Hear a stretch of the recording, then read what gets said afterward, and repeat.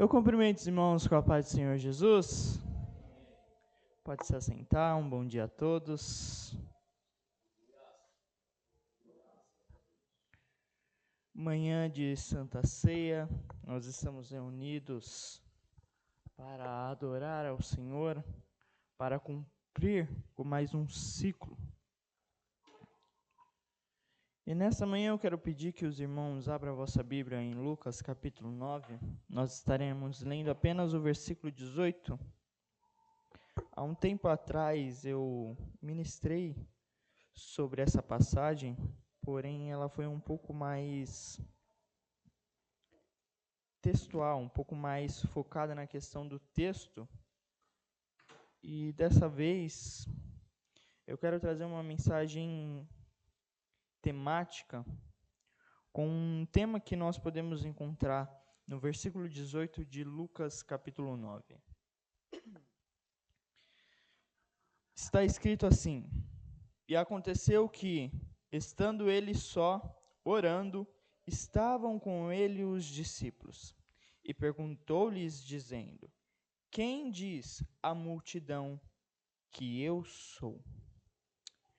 Meus irmãos, esse versículo ele está situado em um ponto de transição do ministério de Jesus, onde ele já realizou diversos milagres na sua trajetória e agora Jesus ele começa a focar em ensinar aos seus discípulos quem ele realmente é e o que isso significa para a vida deles. Aqui a gente consegue ver uma importância na oração. Lucas ele destaca sempre um momento em que Jesus vai fazer um grande feito. Jesus antes ele ora. E a oração ele é um momento central no ministério de Jesus. Sempre antes de tomar alguma decisão, Jesus ora ao Pai, roga ao Pai e pede direção ao Pai. Mesmo sendo Deus, Jesus ainda assim se prostra e suplica ao Pai. Em Lucas capítulo 9, versículo 18, nós vemos que a oração indica que Jesus ele buscava uma intimidade com o Pai enquanto ele refletia sobre o seu próximo passo no discipulado dos apóstolos. Ele revelar a sua identidade como Messias e o propósito da sua vinda. E a pergunta de Jesus serve como um ponto de partida para uma grande reflexão para a nossa vida. A multidão ela via Jesus como um grande líder, como um profeta que estava em meio deles. Porém, Jesus ele não estava apenas curioso com o que diziam, não estava apenas curioso para saber o que a multidão estava falando dele. O objetivo era levar os discípulos a ter uma confissão de fé, chegando na resposta de Pedro: Pedro, quem dizeis que eu sou? E vocês, discípulos, quem dizeis que eu sou? E Pedro responde: o Cristo de Deus. O texto ele centraliza uma das questões mais importantes que é falada no cristianismo. Quem é Jesus? O Evangelho, as boas novas, retratam quem é Jesus. E a resposta de Pedro, ela significa que o Cristo é equivalente ao Messias. Ele é o rei que foi prometido no Antigo Testamento. E que Jesus não era apenas um profeta comum ou um mestre moral daquela época, mas sim o Salvador, sim o enviado por Deus para redimir o pecado do povo. Este era o Messias. E a confissão de Pedro leva um entendimento inicial sobre quem Jesus é. Mas Jesus ele começa a ensinar o que significava ser o Messias, que seria aquele que enfrentaria a rejeição, aquele que enfrentaria sofrimento e aquele que enfrentaria a morte. E Lucas frequentemente mostra Jesus sempre orando, antes de eventos importantes. E isso destaca, a oração destaca uma identidade a qual Jesus tinha. E a revelação da identidade de Jesus é o fruto da comunhão que ele tinha com o Pai. Pois quem você é, quem nós somos, é um reflexo de como nós somos com o Pai. O que nós apresentamos por fora é um reflexo, quem nós realmente somos é um reflexo da nossa intimidade com Deus. O discernimento espiritual, ele começa na dependência de Deus. Assim como Jesus ele buscava uma orientação do Pai, seus seguidores, os discípulos, nós somos convidados a agir da mesma forma, a cultivar uma vida de oração. O texto, Jesus ele questiona o que a multidão diz que ele é. E a pergunta para nós é: quem nós dizemos que Jesus é para nós? No Evangelho segundo escreveu João, nós podemos encontrar 7 eu sou que Jesus diz, que Jesus declara. E o tema dessa mensagem é o que Cristo é para nós.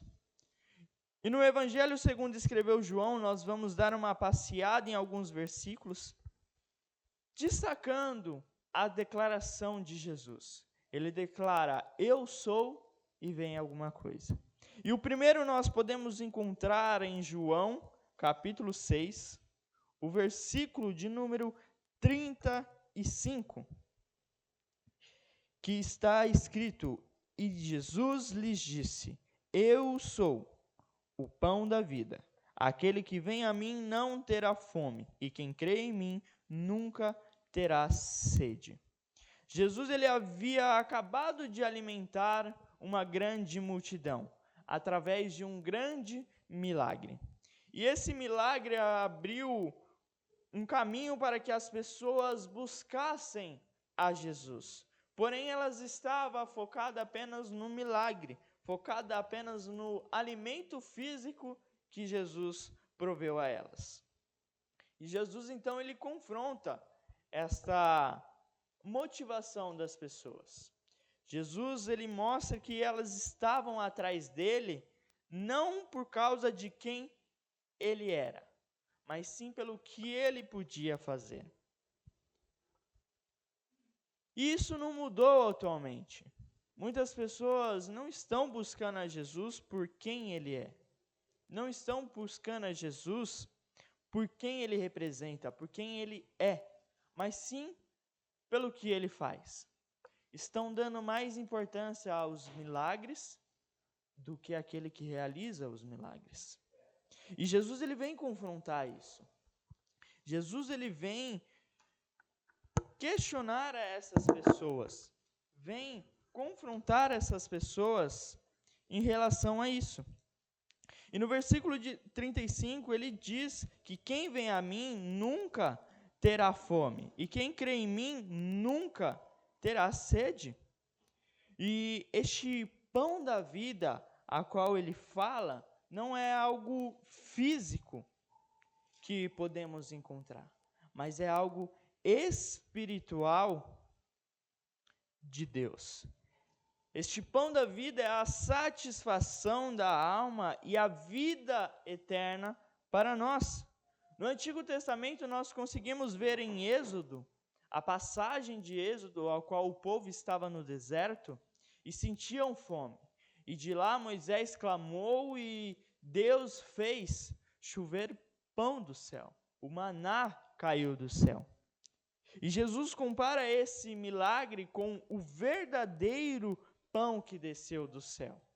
Diferente do maná, que era algo momentâneo, diferentemente do maná, que era algo para aquele momento do povo, Jesus ele é o pão da vida eterna. Ele não é um momento, mas ele é uma vida, é uma eternidade, ele é para sempre, ele não tem fim.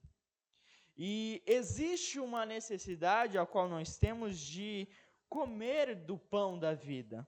Quem vem a mim implica uma ação. Jesus fala que precisa ter uma ação. Quem vem a mim? Onde nós precisamos nos aproximar de Jesus com fé e abrir os nossos corações. Comer o pão da vida, ele não é um evento ao qual nós realizamos apenas uma vez. Não é um evento único a ser feito, mas é algo diário. É um relacionamento diário de confiança e dependência de Jesus. Assim como nós precisamos todos os dias alimentar a nossa carne, assim como todos os dias nós precisamos comer, todos os dias nós precisamos alimentar a nossa alma. Todos os dias nós precisamos ser cheios da presença de Deus. Jesus, ele declara ser o pão da vida, e quando nós olhamos para a ciência, nós vemos que é declarado a refeição mais importante do dia, o café da manhã. Porque é o pontapé inicial do seu dia, é o início do seu dia. E essa é a refeição mais importante que tem. Jesus ele declara sendo o pão da vida, porque ele é o mais essencial para a nossa vida. É o mais importante para a nossa vida. É ele que tem que ser o pontapé inicial do nosso dia. É ele que tem que começar no nosso dia. É ele que nós precisamos buscar assim que abrimos os nossos olhos. E este alimento ao qual Jesus nos dá, que satisfaz a nossa alma, que satisfaz a nossa vida, é oferecido mais só do que uma satisfação momentânea. Mas ele nos garante uma vida eterna. O pão da vida veio trazer não uma vida momentânea a qual nós estamos tendo, mas uma vida eterna ao lado de Deus. O segundo eu sou, nós encontramos em João capítulo 8, o versículo 12, a qual Jesus disse, outra vez dizendo, eu sou a luz do mundo. E essa declaração ela é feita durante a festa dos tabernáculos, que era um momento que havia uma celebração com luzes no templo. E isso representava a presença de Deus e a coluna de fogo que guiou o povo de Israel durante o deserto em Êxodo. E ao Jesus afirmar ser a luz do mundo, Jesus está dizendo que ele é a presença divina, que ele é aquele que guia, que ele é aquele que protege, aquele que dá a direção ao seu povo. Ao afirmar, eu sou a luz do mundo, Jesus ele revela que ele é aquele que veio para nos direcionar. E assim como a luz ela expõe o que está oculto, Jesus ele revela a condição do coração humano e a verdade de Deus. Ele ilumina o caminho que está escuro. Ele ilumina os caminhos escuros do pecado, trazendo clareza sobre o propósito e o significado da vida. Jesus ele vence as trevas, e a luz é um símbolo de vitória sobre as trevas, sobre a escuridão. Jesus como luz, ele vence o poder do pecado, da morte e da condenação. Em João 1,5 diz que a luz brilha nas trevas e as trevas não a derrotam. Assim como a luz ela é essencial para a nossa vida física, assim como sem luz nós acabamos tropeçando, nós acabamos caindo, nós não sabemos para onde ir, assim é a vida sem Jesus. Nós vamos tropeçar, nós vamos cair, nós não vamos saber para onde ir, porque vai estar tudo escuro. E Jesus, ele vem para iluminar a nossa vida. Jesus é essencial para a vida espiritual de cada um. Ele faz um convite: quem me segue? Seguir a Jesus, ela implica uma vida de obediência, uma vida de temor, uma vida de compromisso com Jesus. O seguir a Jesus é você ter esse compromisso. Não é só falar que você segue, mas é demonstrar, é ter um compromisso, ter a obediência sobre a voz de Jesus. Nos garante uma vida iluminada pela graça, pelo Espírito Santo. Nos garante uma esperança, uma direção de Deus em nossa vida. Isso significa, quando nós entendemos isso, quando nós seguimos a Jesus, significa refletir a luz de Cristo em nossa vida, em nossas atitudes. Jesus, ele fala que ele é a luz do mundo. Mas também em Mateus 5, no Sermão do Monte, no Sermão da Montanha, Jesus fala que vós também sois a luz do mundo. Então, da mesma forma que Jesus ele nos ilumina, nós precisamos iluminar as pessoas. Precisamos mostrar para elas o caminho, mostrar o erro, mostrar a direção a qual elas devem caminhar. Mas nós só podemos iluminar alguém quando nós somos iluminados. Só tem como guiar alguém se você sabe o caminho. Então, se você ouviu de Jesus o caminho, você pode guiar alguém. Então, para nós sermos a luz do mundo, primeiramente, nós devemos ouvir a verdadeira luz do mundo, que é Jesus. Em João 10, versículo 7, nós encontramos o terceiro eu sou, que ele diz: eu sou a porta das ovelhas. E Jesus ele utiliza uma figura bem conhecida no mundo judaico, que é os pastores e o aprisco. E era muito comum os pastores naquela época ficarem como portas de seu aprisco. Havia a entrada para o aprisco e ele deitava e descansava bem na entrada, tampando a porta, para evitar que algo entrasse no aprisco e para evitar que as ovelhas saíssem do aprisco.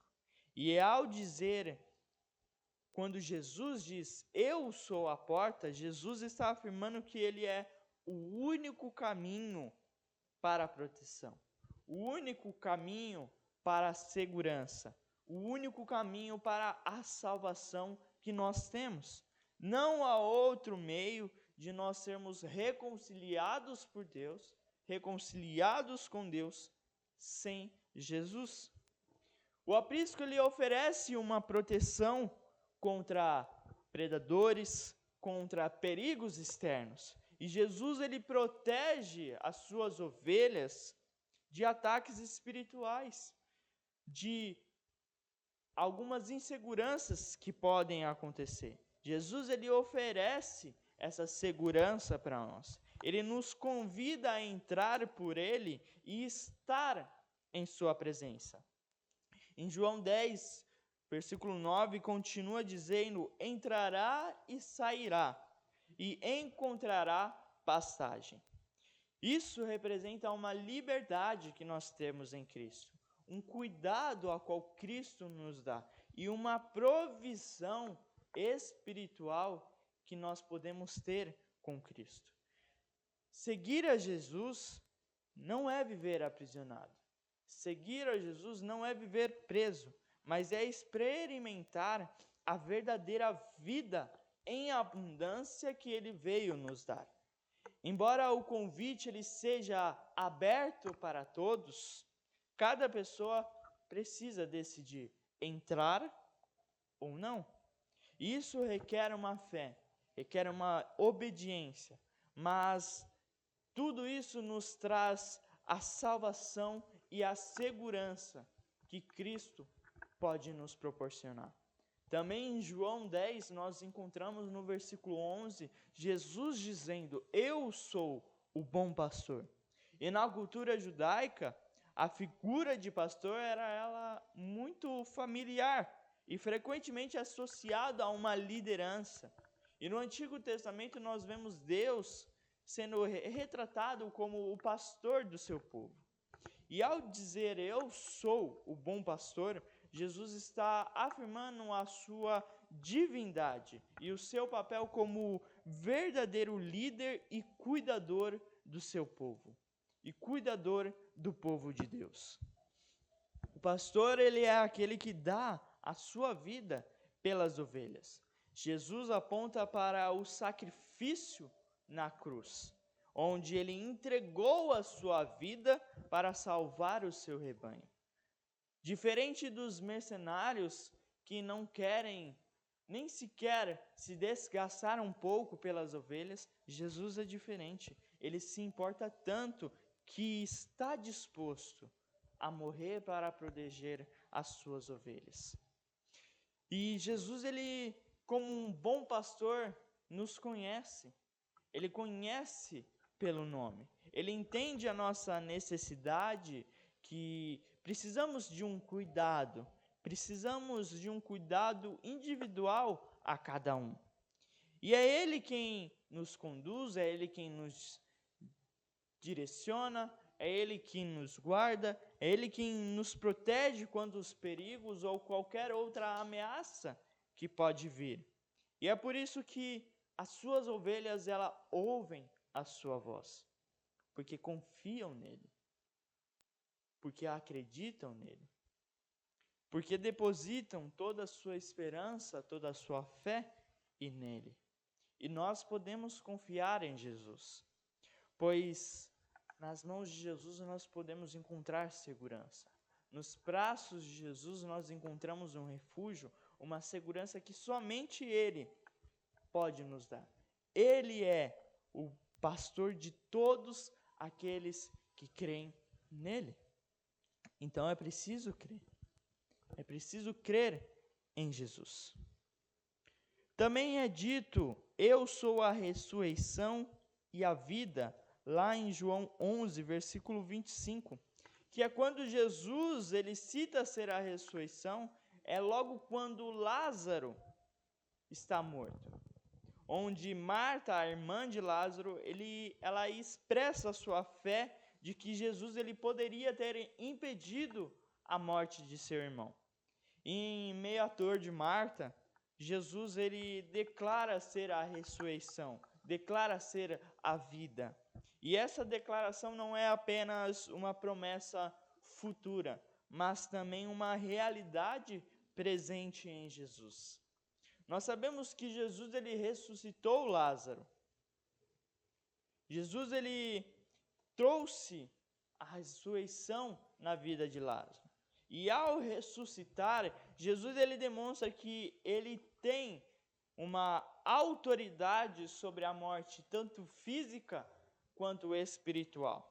Porque Jesus ele é a fonte da vida eterna. E por isso quem crê nele, mesmo que morra, ainda viverá. Isso se refere a uma promessa de vida eterna para nós, para aqueles que colocam a sua fé em Jesus. E da mesma forma como Jesus trouxe Lázaro de volta à vida, Jesus tem o poder para restaurar e renovar áreas mortas em nossa vida. Deus ele pode trazer vida para aquela alma que está morta. Jesus pode ressuscitar uma vida espiritual de quem está morto. E a fé em Jesus transforma a nossa perspectiva sobre a morte, porque ela nos dá a certeza da eternidade com Ele. E a sua promessa ela não está limitada a uma época ou a um grupo específico, não. A sua promessa ela é para sempre. Essa promessa de vida eterna é para sempre. E aqueles que creem nele podem experimentar a ressurreição e a vida que Jesus trouxe. E a morte não se torna um fim para nós, mas se torna um começo. Em Cristo, a esperança e a confiança, que mesmo diante ao impossível, pode se tornar possível. Mesmo diante a morte, o que todos dizem ser o final, na realidade é o começo de uma vida eterna ao lado do Pai. João 14,6 é o eu sou mais conhecido que nós vemos, que é quando Jesus ele diz: eu sou o caminho, a verdade e a vida. Aqui Jesus ele está preparando os discípulos para a sua partida, anunciando que ele iria voltar ao Pai. Os discípulos eles estavam confusos e questionaram como eles poderiam saber o caminho a qual ir também. E essa declaração é central no Evangelho, pois ela revela uma exclusividade de Jesus como um mediador entre Deus e os homens. Porque ele diz que ele vai preparar lugar para nós. Ele faz essa mediação entre nós e Deus. Jesus declarando ser o caminho, ele fala que ele não é um entre muitos caminhos existentes, mas ele é o único caminho para o Pai. Não existe atalho, não existe desvio, não existe vários caminhos. Existe apenas um a qual leva ao Pai, que é Jesus. E através de seu sacrifício, Jesus abriu um caminho para a reconciliação com Deus. E seguir a Jesus significa andar em obediência. Seguir o caminho significa ter fé, uma comunhão com Jesus. Ao declarar que ele é a verdade, Jesus não apenas ensinava, mas ele fazia, ele agia com verdade. Ele é a verdade. Em um mundo ao qual nós encontramos cheios de mentiras, cheios de engano, nós conseguimos encontrar Jesus, conseguimos encontrar Cristo, aquele que oferece uma verdade sólida, uma verdade eterna. E ele declara ser também a vida, porque ele é a fonte da vida eterna, abundante, uma vida em abundância. Através dele nós temos a vida plena em comunhão com Deus. Somente aquele que é a vida pode dar a sua vida para dar uma vida abundante para o outro. Foi por isso que ele se sacrificou e não foi nós. Porque somente o dono da vida tem o poder de se entregar e dar a vida em abundância para nós. Porque aquele que é a vida, ele entende que nós nos entregamos não iria resultar em nada, mas o autor da vida, o consumador, se entregou e trouxe a vida em abundância, para podermos ter uma vida eterna e abundante. E para finalizar, o sétimo eu sou que nós encontramos no Evangelho segundo escreveu João, está em João capítulo 15. O primeiro versículo que está escrito: eu sou a videira verdadeira e meu Pai é o lavrador. Essa declaração ela faz parte de um discurso de despedida de Jesus aos seus discípulos. Ele está finalizando a sua jornada nessa terra. E agora Jesus está preparando os discípulos para que eles possam permanecer conectados a Jesus, mesmo após a morte de Jesus. Assim como os ramos dependem da videira para gerar frutos, para dar frutos, nós também dependemos de Jesus para viver e para crescer espiritualmente. A nossa conexão com Jesus, ela é essencial para gerarmos frutos espirituais. Deus, como um agricultor, ele cuida da videira, podando o que é necessário ser podado, porque somente assim os ramos, eles podem gerar frutos, somente através da poda, somente através do cuidado. Mas essa poda, ela inclui uma correção, inclui uma disciplina, uma purificação, a qual nós precisamos passar. E quando nós permanecemos em Cristo, isso resulta em frutos que glorificam a Deus. E na nossa vida, ela se torna alegre, pois estaremos conectados com a videira verdadeira. Isso se torna alegre porque nós conseguimos entender diversas coisas e a partir disso nós conseguimos gerar frutos, não para nos glorificar, mas frutos para glorificar o nome de Deus. E quando nós permanecemos em Jesus, cada vez mais, quando o tempo passa, nós nos tornamos mais parecidos com Jesus. E sem essa conexão com Cristo, não há uma vida espiritual verdadeira. E o destino final se torna a separação de Deus. Sem Cristo, nós não podemos produzir frutos espirituais. E, por conta própria, nós não conseguimos caminhar. Então, o que dizeis que Jesus é para vós? Assim como Deus, no Antigo Testamento, declara que eu sou o que sou, que significa que Deus é o que o povo precisava naquele momento, Jesus ele também declara ser diversos eu sou. E o que Jesus é para nós?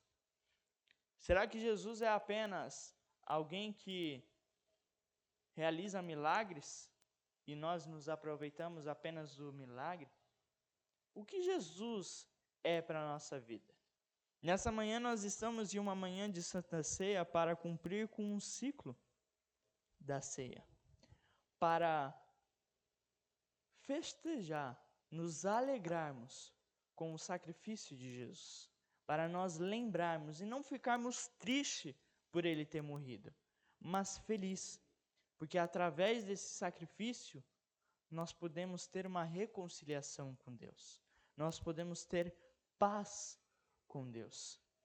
A Santa Ceia, ela representa essa felicidade, essa alegria, porque uma nova aliança foi feita. Então, quem Jesus é para você? Aqui foram 7 eu sou, que Jesus mesmo declara. O que você precisa que Jesus seja para a sua vida? Que não seja apenas alguém que possa te oferecer milagres, mas que seja algo essencial para a vida de cada um. Quem dizeis que Jesus é?